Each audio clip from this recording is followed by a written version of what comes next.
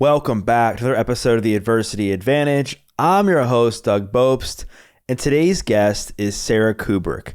Sara is an existential psychotherapist. She's a writer, she's a consultant, and a columnist for USA Today. Many of you may know her as Millennial.Therapist on Instagram, and this is her second time on the podcast. And what I love about Sara's content is that she takes complex issues such as mental health and relationships and creates content that's easily digestible. It's simple and easy for people to understand. So without further ado, let's get this conversation going and welcome Sara Kuburic back to the Adversity Advantage podcast. Sara, welcome back to the podcast. Thank you so much for having me the second time. Yeah, because I feel like we've gotten to know each other a little bit over the past couple of years, whether it's through the podcast or just communicating via Instagram. And what I've noticed and appreciated from your content recently is that you've really gone deeper into the subject of relationships. I know you kind of always focus on that, but I've noticed lately that you've really started to put more of your time, energy, and effort into sharing content on relationships. So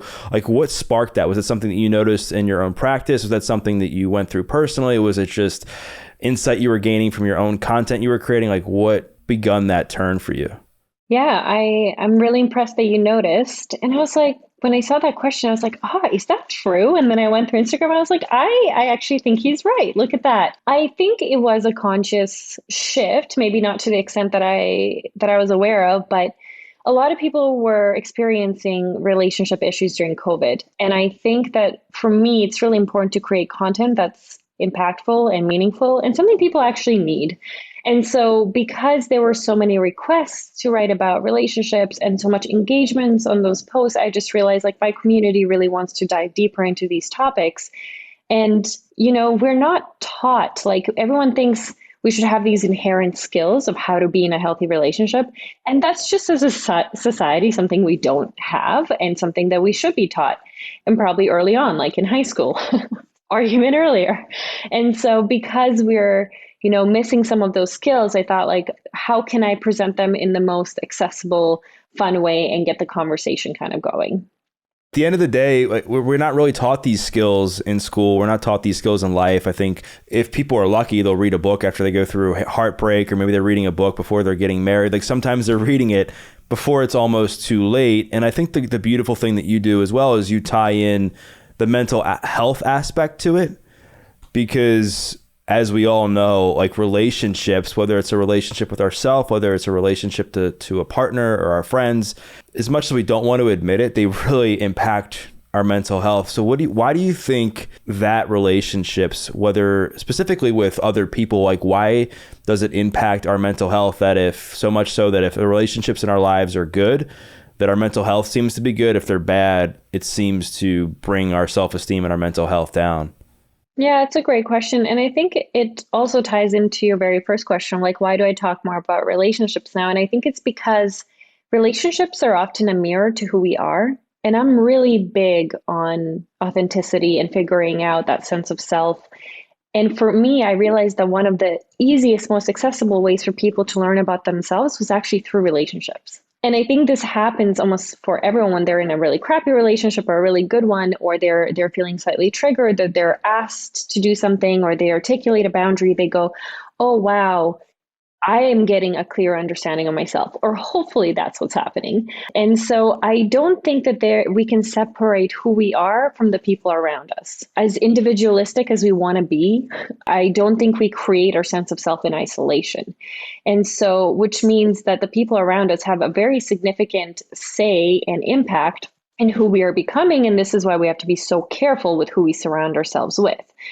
So that being said, when these people, leave the relationship or there's a rupture in the relationship, that's a big deal because oftentimes we need to reassess who we are in those moments, what our existence is without these people. And I think that there is something very innately human about wanting to be loved and wanting to belong. And none of these things are bad. They're very, healthy for us. We need that sense of connection.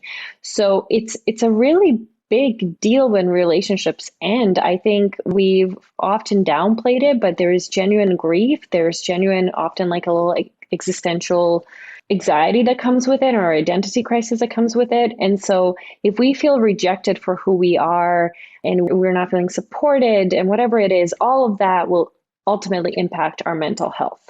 Yeah, you brought up some really good points. And I think the first is that we're meant to like coexist as people. We're meant to be in community. We're meant to surround ourselves with other people that hopefully have like-minded interests and values. And that when we're not doing that, we can definitely feel ourselves becoming a lesser version of who we are. And you talked about the sense of self, and you talked about like the importance of learning who we are in relationships. I think that can be challenging at times for people, because a lot of times what happens is when they get into a relationship, they're infatuated, not just with their partner, but with the idea of this relationship and where this relationship might go. Because I mean, there's many people that they're getting into a relationship and they're like, okay, like if this goes on long enough, we're going to get married, we're going to have kids. And they see like this future like unfolding before their eyes. And there's other people that maybe that's not their goal, and that's okay as well. But they still begin to idolize this relationship because it's something that they've always wanted. So how can somebody begin to develop that sense of self in a way that is going to be efficient for them when they're in a relationship, or maybe it's before they're in a relationship, to make sure that they are staying true to themselves, their own boundaries, their values when they're in this relationship? You were always going to be in progress, which means you'll never have this amazing point in your life where you're just so perfect and so self-actualized and now you're ready to date. I think that's a myth. However, I do think that people have certain points in their life where they're more equipped to be in a relationship than others. I think that's pretty fair to say. And if you are really struggling to figure out who you are, it might be dangerous for you to be in a relationship, in the sense of your sense of identity might be wrapped up in that relationship more than it's healthy for you. And so I think being very honest with ourselves of like, am I ready to be in a relationship? Do I feel rooted and grounded enough in who I am to begin one? And I always think like, if you don't know who you are, who is your partner in a relationship with? This is such, like, for me, it's such an interesting question. Like, are they dating someone you're projecting? Are they dating, a version of you that doesn't feel genuine?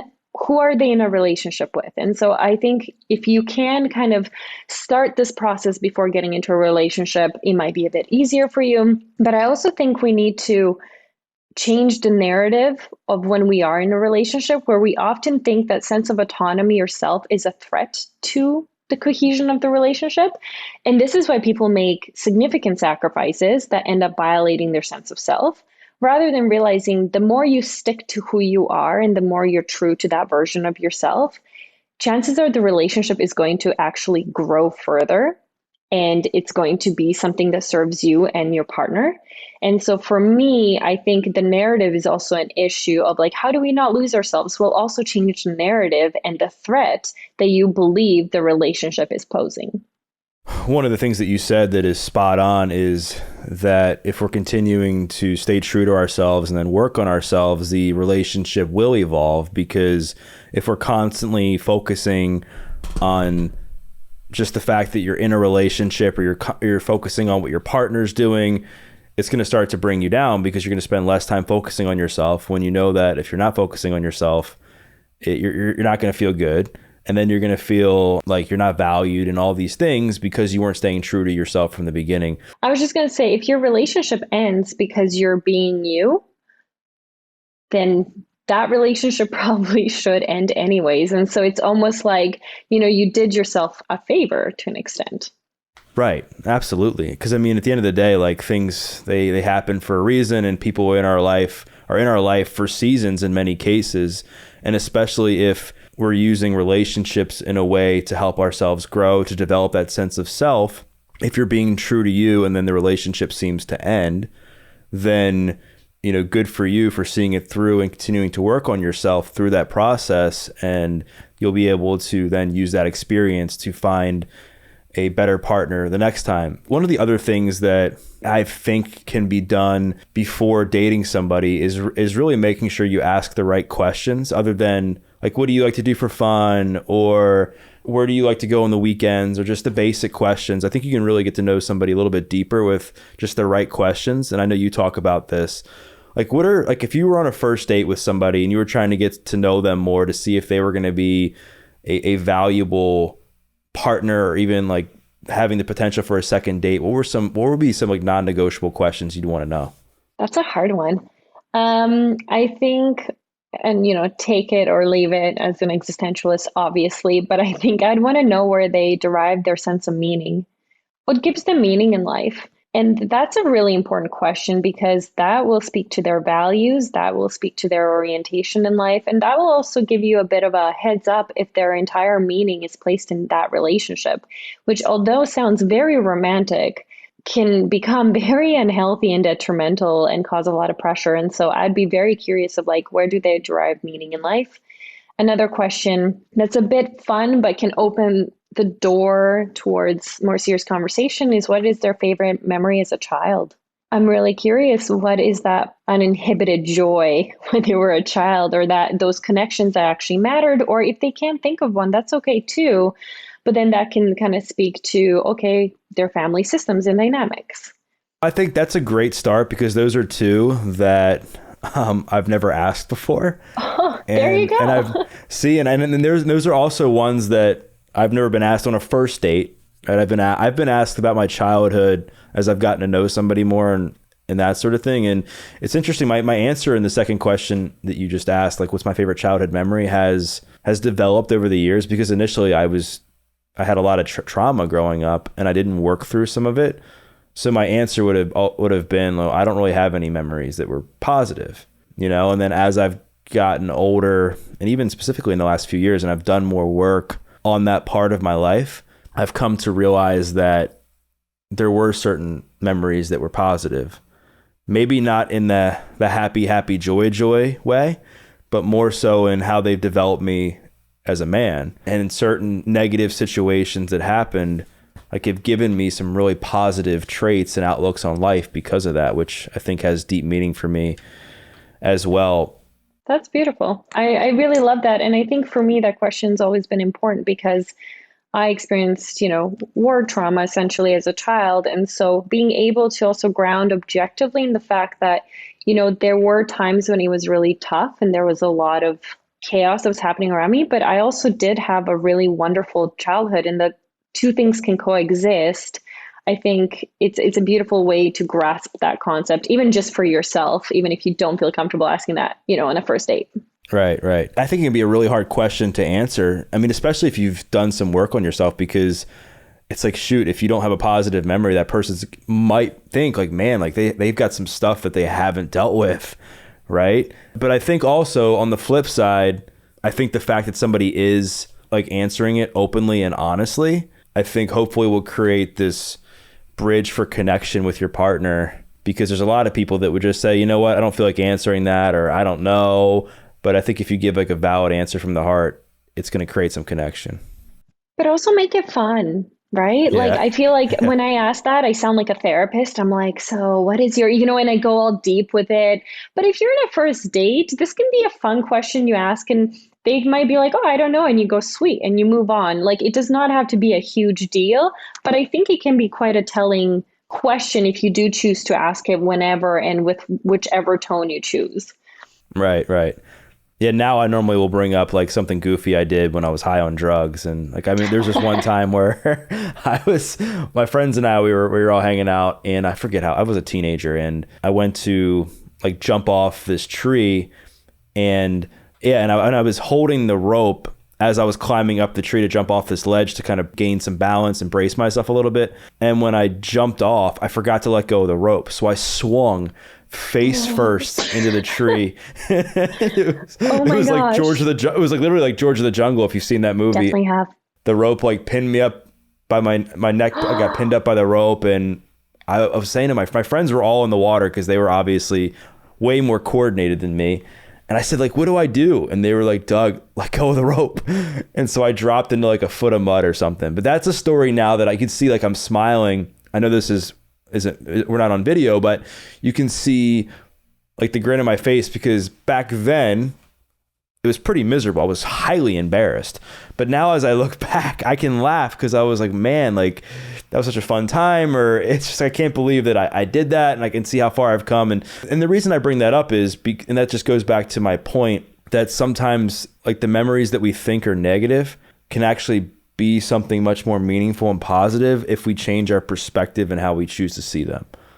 That's beautiful. Yeah. You mentioned something that I think is very, very important for people to hear, and that is not putting like essentially your entire meaning in life and self-worth into a relationship, because it can set yourself up for some major resentments, some major regret, and to be frankly heartbroken. So with that said, like how does somebody, when they're pursuing a relationship while trying to identify their sense of self, like through that, like how can they maintain that boundary with themselves that they don't put so much stock into wanting to make a relationship work early on, and to protect themselves and their own energy, and make sure that they're really taking care of and nourishing themselves like along that initial process? Because I know a lot of people when they first get excited about a relationship, like they're all in, right? Until like the first bad thing happens and they pull way back, and then they're not all in, and then the relationship starts to fall apart. Yeah. And I don't think it's as much about not investing in that relationship or really being weary about investing. Because I do think, the whole play hard to get and all these games, like that is probably a fairly sure way to ruin a relationship.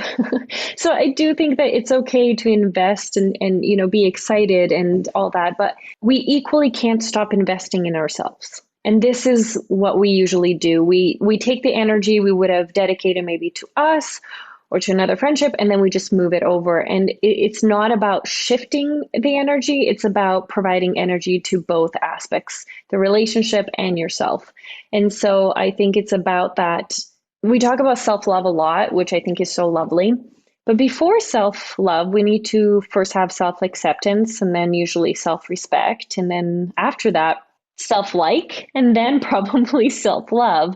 And, it's an ongoing journey. And I think the more that we learn to respect who we are, and I think that one's really key and maybe a bit more tangible than love for a lot of us, we're going to really respect our own time, our decisions, our engagements. And that's going to change how we invest in the relationship, not necessarily how much.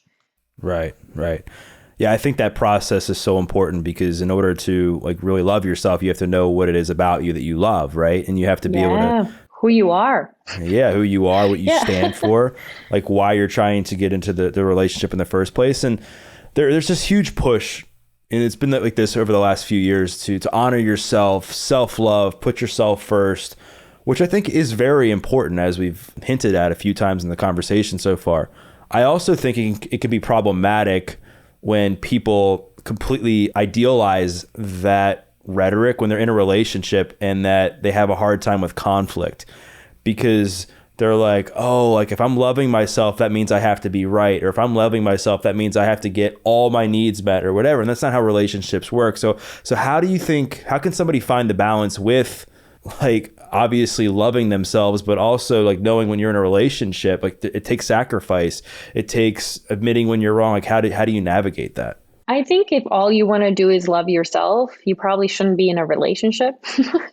Then stay in the relationship with yourself. And I know I'm being cheeky, but every relationship is going to require work and sacrifice and effort, which is not the same as pain, by the way. Like they're very different things. But understanding that preserving your self-respect and your self-love should not take away from respecting and loving the relationship and the other person. So a really healthy relationship will honor you, your partner, and the relationship. So the three entities, so to speak.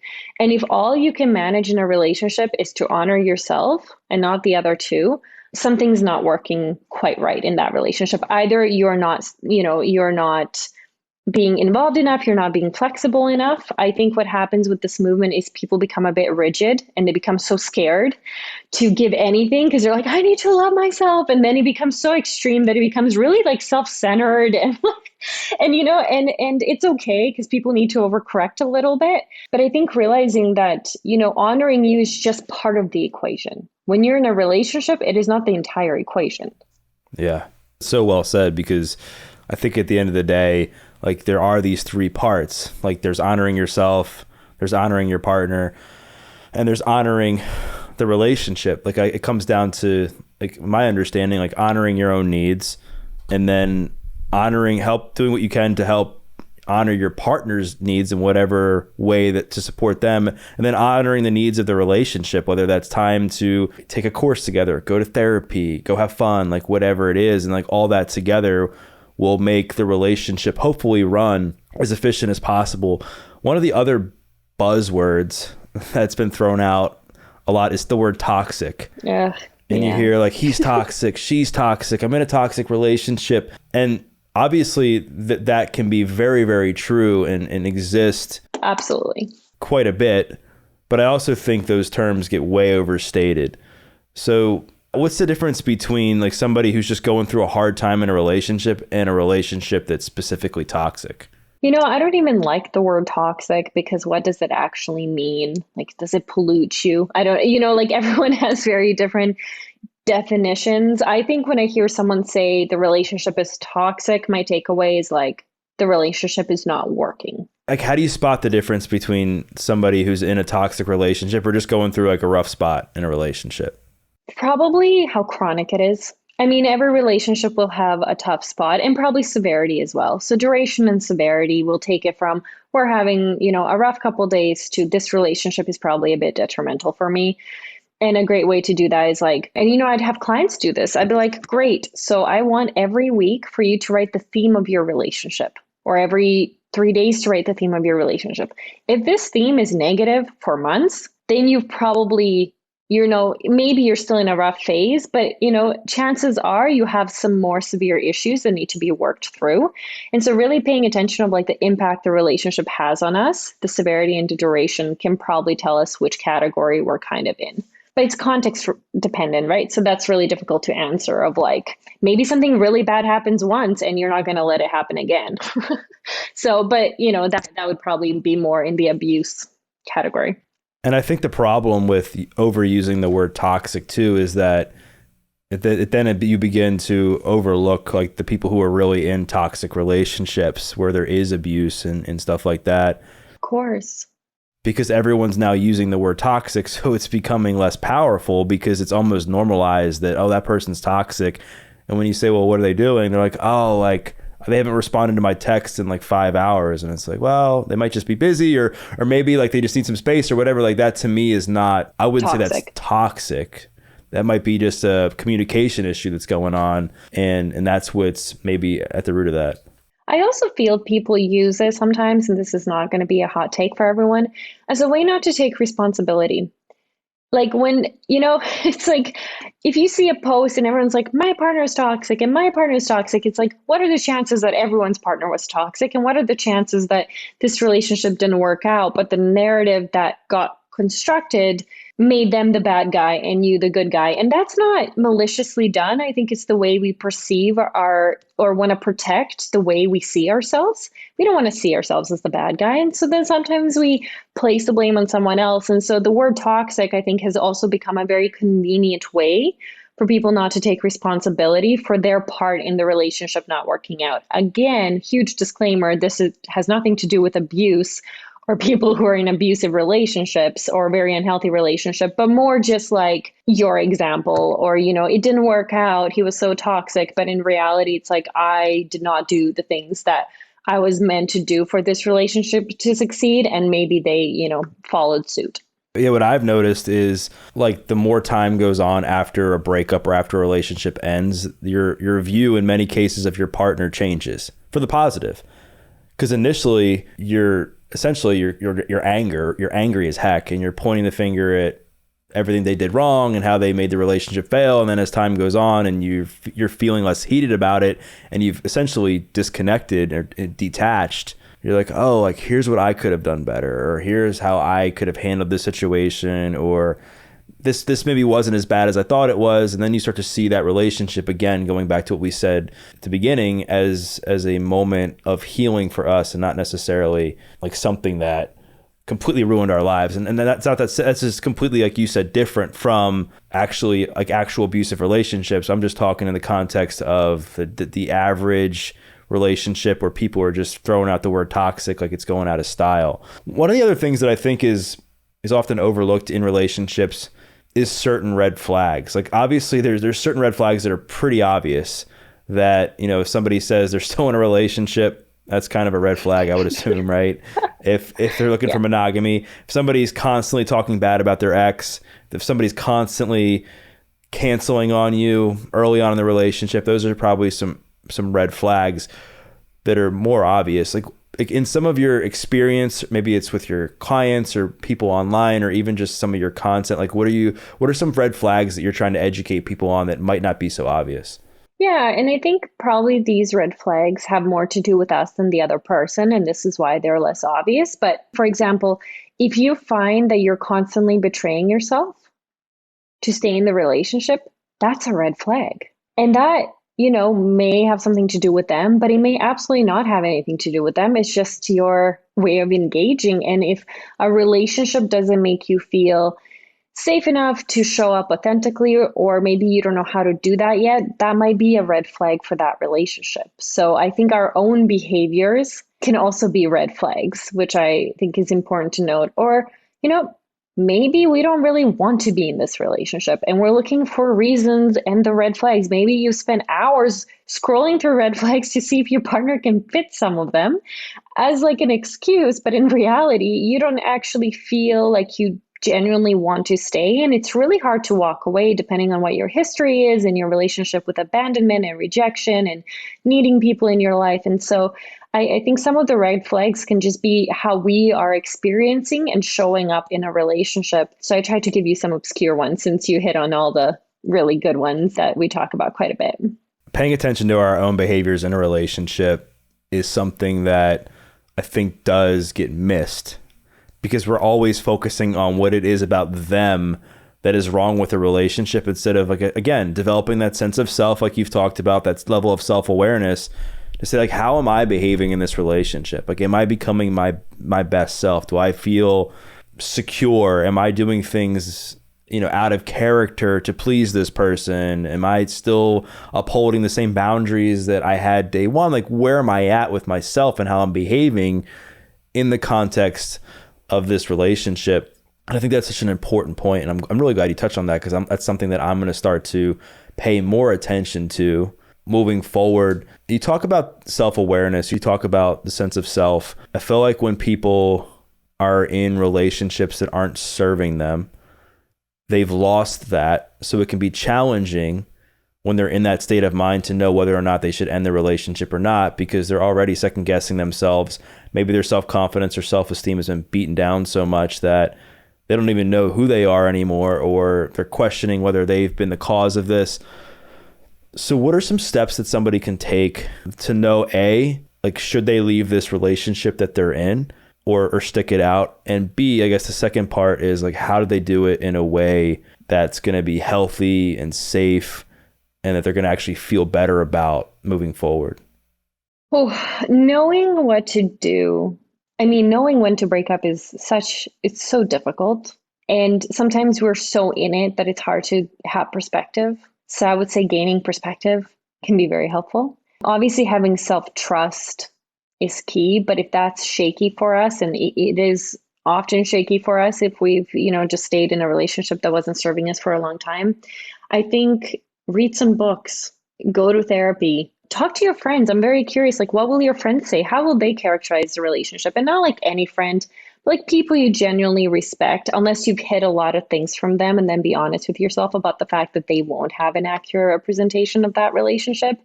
But I think the key, and this may look different for absolutely everyone, is try to gain some perspective, because it's so, so hard. And I think the second part of your question was how to do that in a way that serves us, like how to move on. And I think a huge thing is, what are the lessons you're taking away? I think it's really hard for us to leave something and for it to feel meaningless, and some people are like, well, I invested so much, so now I have to stay, or they're crushed by the fact that now, like, what did that even mean? Like, why did I even do that? And I think something that can help ease that discomfort is finding the lessons. Like, what did I take away? How am I going to grow as a result of this? How is it going to inform my next relationship?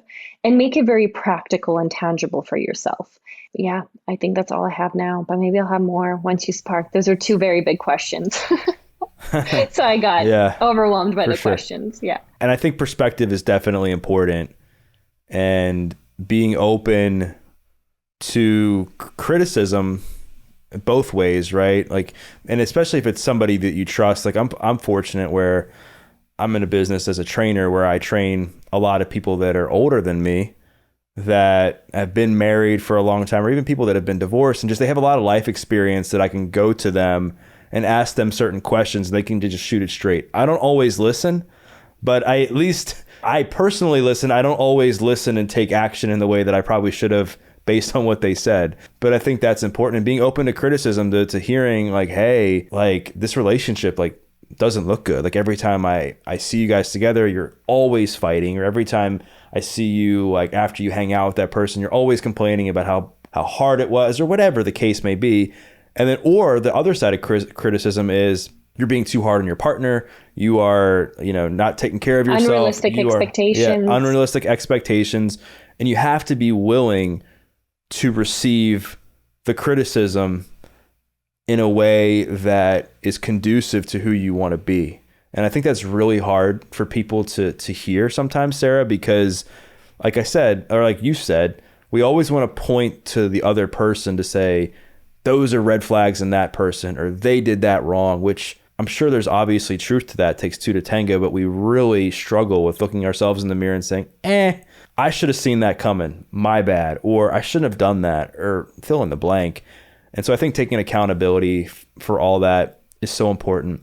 I think we need to stop apologizing for relationships not working out for us. I feel like there's so much sense of like failure and guilt.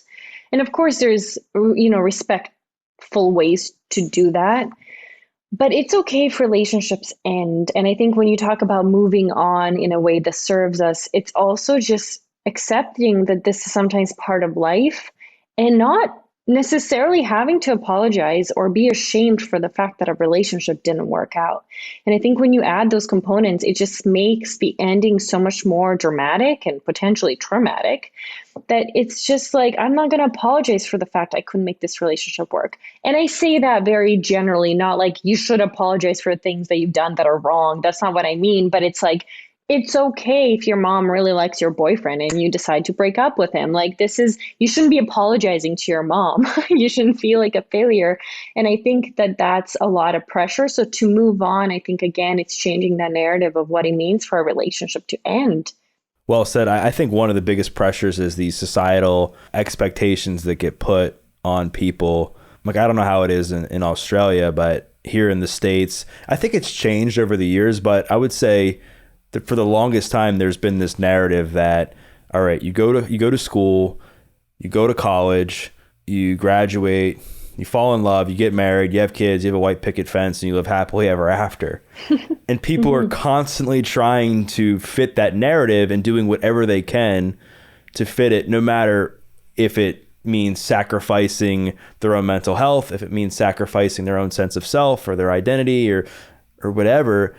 And then people end up divorced, people end up lost, people end up miserable in these relationships.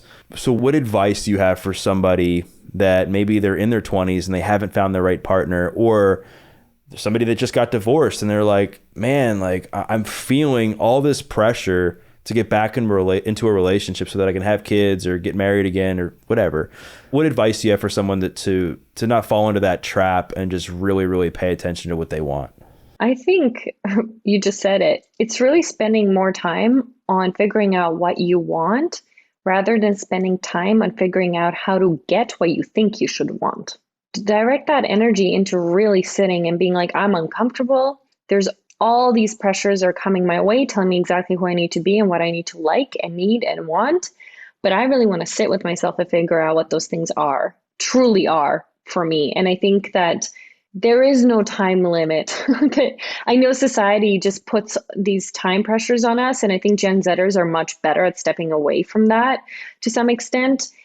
And I think millennials started to, but I think, you can have the picket fence life and be miserable. And if that doesn't work for you, then figure out what else you want. And ultimately, you have to live your life for yourself. Because if you live it for someone else, you'll feel like you lost your life. Like it will lose a sense of meaning and self and all the things you talked about. So, before you rush, it doesn't have to be full of action packed. It's okay to just sit there and enjoy your time with yourself and enjoy exploring.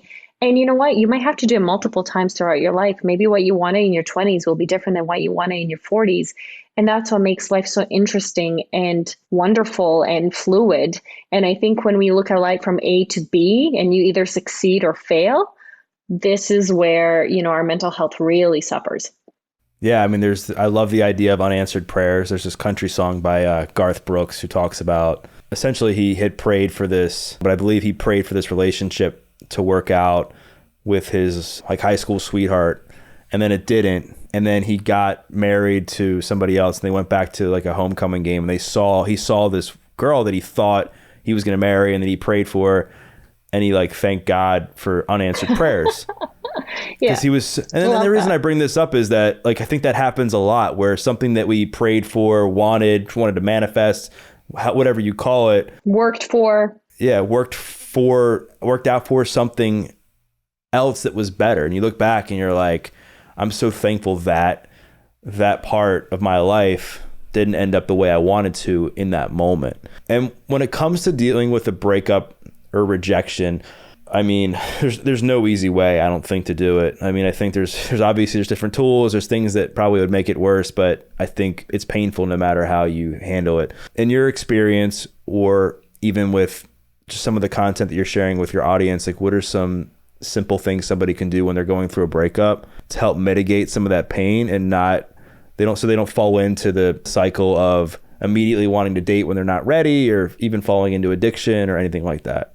I mean, again, context will matter. The way you handle hurt will matter. But I think, give it time. I think we need to understand that pain will just be a part of it.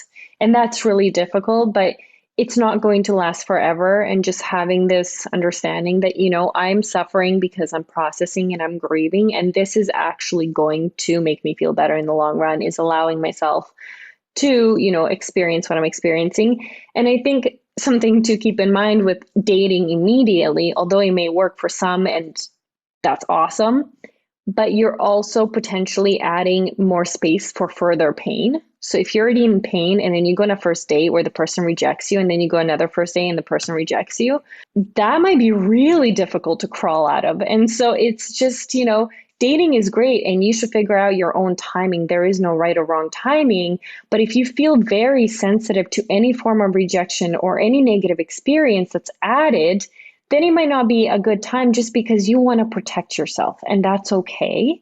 I think also realizing when it comes to rejection, sometimes it's about us and sometimes it's really not about us. And we can be a great person, but we might not be the right person for them.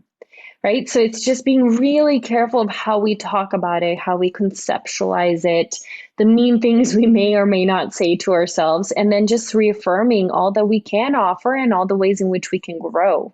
In my own experience, I've noticed that when I've gone out and tried to date too soon, it bites me in the butt, because going out with somebody for a first date or even a second date, and I'm like seeing, gosh, like I have nothing in common with this person long term. Like, why am I doing this? And I never wanted to be a person personally that just dated to date. Not that I want to date somebody and have a plan to get married, but I never wanted to date somebody just to get validation or attention that I wasn't giving myself. And that was like a lesson that I've learned over the last couple of years, was making sure I was giving myself the space and the time to work on myself, not necessarily hide from relationships, but really do the work on me. And knowing that whatever was meant to come as a result of that romantically in my life would, as a result of me working on myself, and I was going to attract that person. Because if I was somebody that was still beaten down emotionally just from going through a breakup, I was going to likely attract somebody else who maybe wasn't in a good headspace either. So, I mean, that was just my theory. And again, maybe it could be different from other people, but that was just what worked for me. I love it. And I think we also have to think about what can we contribute to a new relationship at this point. And again, it depends why you're dating or whatever, but it's, if you're in a lot of pain and you're just hoping that they will make you feel better, but you won't have to give anything, chances are that relationship is going to fail. And maybe you want to give something, but you just feel like you don't have anything to give at this moment. So thinking about like the three parts of the relationship is really important of like, are you in a space where you can honor all three? And if not, are you okay with having relationships that might not, work out in the best way? I guess this is going to go into like the last thing I want to talk to you about. And that is that people have this idea that they have to be happy all the time in life. And if they're not happy, they feel that they're a failure. They feel that they're unsuccessful. And I think many people use relationships as a form of happiness in their lives. And as we've said, we're meant to coexist and be in relation with others, but not in a way where we're losing our identity and not having our own sense of self. So with that said, like, what are some ways that people can be comfortable with not being happy all the time, so that when they're having a bad day or when they're going through a breakup and just stuff just isn't good mentally and emotionally, they're okay with that and they can move on with that with some sort of peaceful outlook? Yeah, and I think there's a lot of, toxic positivity. There, I combined the two words, positive and toxic. Great. I mean, it's the worst of both. No, I'm just kidding. But I just feel like there's so much pressure that our natural state of existence should be a happy one, and I'm not really sure where that comes from.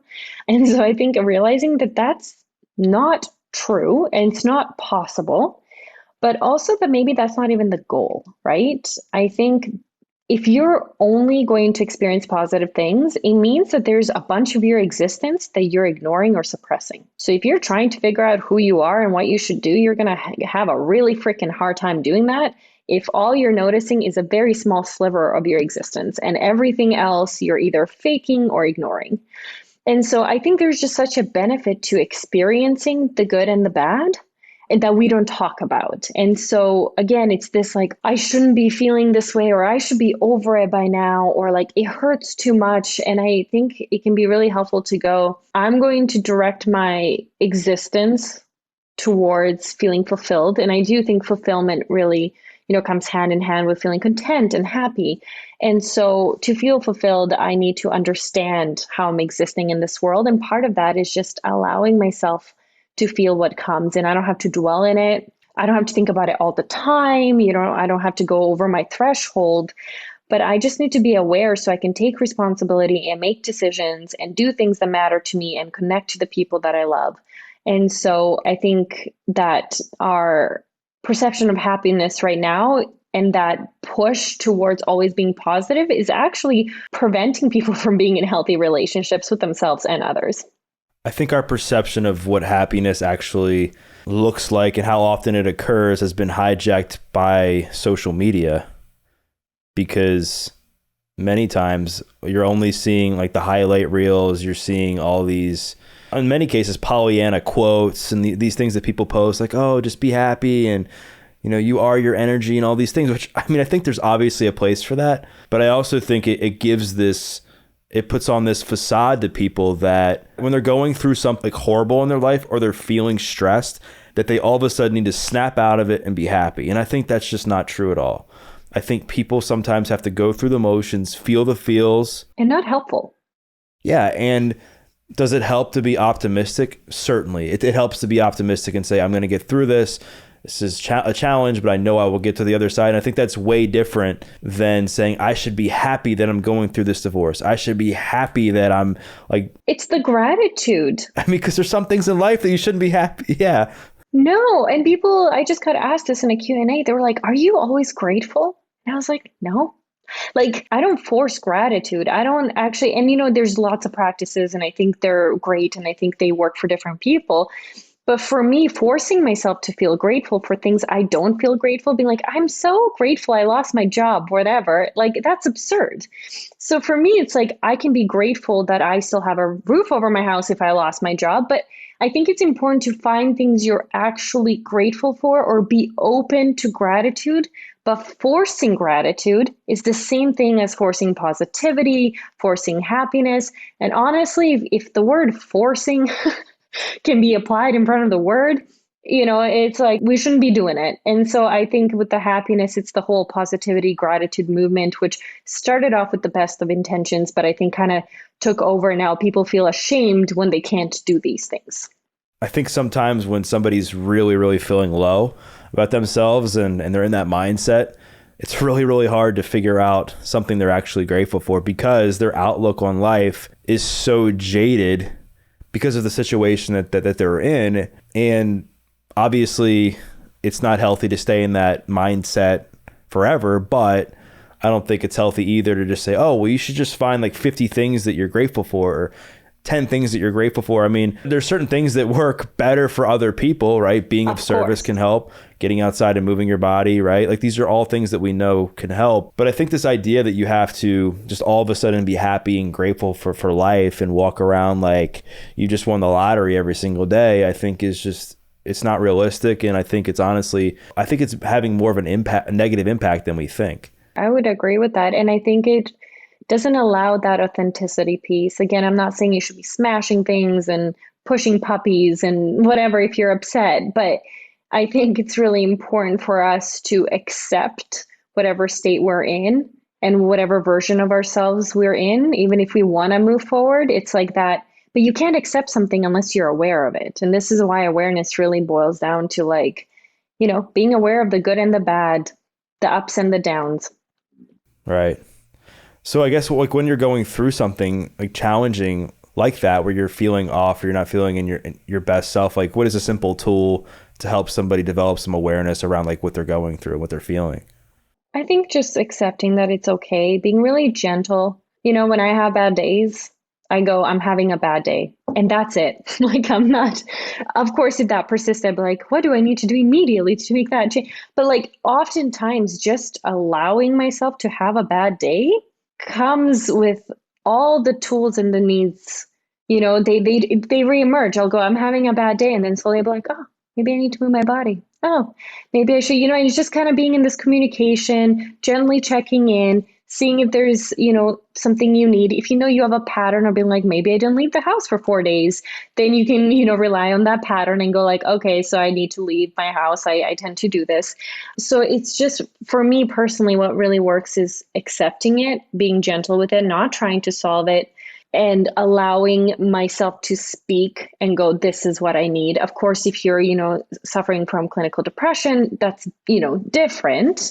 There's different things that might be experienced differently. But if you're just having a bad day, sometimes all you need is just to be really gentle. Be like, I'm your best friend. I'll take care of you today. Take your time.